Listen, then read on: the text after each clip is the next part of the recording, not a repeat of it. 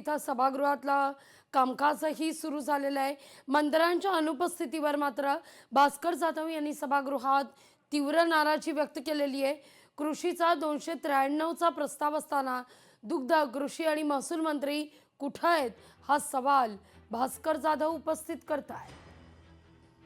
शेतकऱ्याच्या पदरामध्ये काहीही पडणार नाही।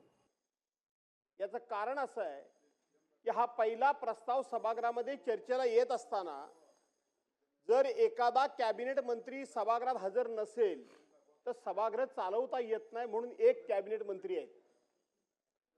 मला वाटतं ते मदतनी पुनर्वसन त्यांच्याकडे आहे।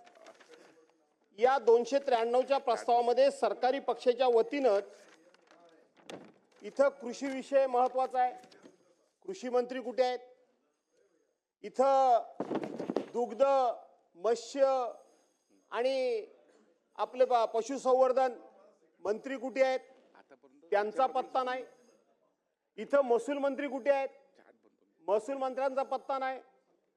आणि म्हणून केवळ सरकारला एक प्रस्ताव आम्ही मांडला आणि बाहेर जाऊन मीडिया समोर मोठमोठ्यानं मुलाखती दिल्या म्हणजे शेतकऱ्यांच्या पदरामध्ये काहीतरी खूप काही पडेल। फलोत्पादन मंत्री पाहिजेत। आमच्या कोकणाचा विषय आहे फलोत्पादन मंत्र्यांचा। लोकशाही मराठी ऐका, पहा, जागरूक रहा।